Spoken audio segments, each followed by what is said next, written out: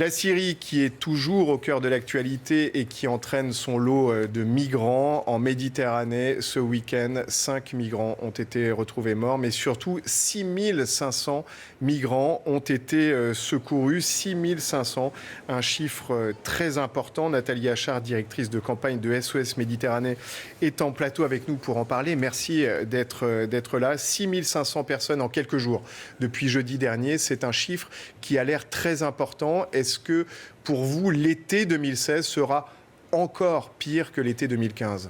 En tout cas, il commence à être déjà pire. On est déjà dans un état d'alerte avancé. C'est aussi, depuis janvier, 3000 personnes qui ont trouvé la mort, 3000 personnes qui ont été retrouvées, ce qui n'est que la partie visible, en fait, puisque nous sommes en haute mer. Donc, très clairement, le taux de mortalité entre l'Italie et la Libye, qui était de 2% l'an dernier, est passé à 5%. Donc en une année, moins d'une année, on se retrouve dans une situation catastrophique. Oui. Comment expliquer que la Méditerranée soit devenue ce cimetière invisible en quelque sorte ? On en parle tellement qu'on a l'impression que les pouvoirs publics notamment pourraient améliorer les choses et au final non. On en parle tellement, on commence à en parler, effectivement.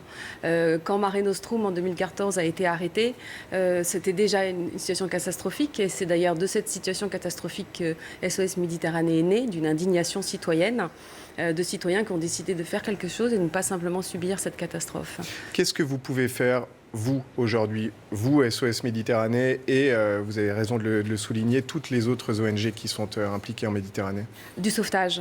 Là, aujourd'hui, on est dans une urgence très simple et à la fois très compliquée, qui est d'aller sauver tous ces gens qui partent pour fuir l'enfer. C'est vraiment pas autre chose que ça, c'est-à-dire prendre un risque incommensurable de traverser cette mer sur des canaux qui sont... c'est impossible de faire de la navigation dessus avec des migrants qui n'ont jamais vu pour certains la mer. La majorité ne savent pas nager, ils n'ont aucun moyen de se diriger sur l'eau. Et donc, c'est quand on fuit l'enfer avec ses enfants, en famille, on prend tous les risques parce qu'il y a un peut-être de survie. Est-ce que les autorités, on pense aux chancelleries, peuvent elles aussi jouer un rôle, notamment sur la Libye, puisque, on le rappelle, beaucoup de ces candidats à l'émigration partent de Libye ?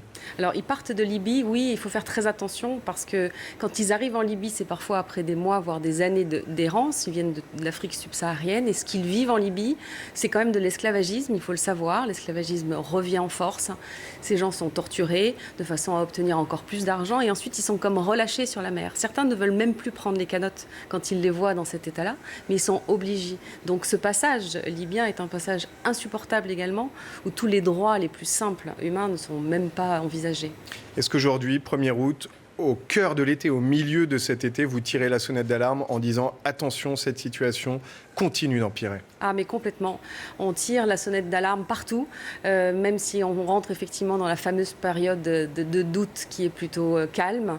Nous, sur l'Aquarius, il n'y aura pas de trêve estivale et nous ne cesserons de tirer la sonnette d'alarme et de dire il faut plus de moyens de sauvetage, de prendre soin aussi. C'est pas seulement une obligation légale, c'est aussi prendre soin de ces gens qui sont dans un état désespéré, psychologiquement, physiquement. Ce sont des hommes, des femmes, des enfants qu'il faut aussi accueillir au sens premier du terme, même dans ce premier geste de sauvetage.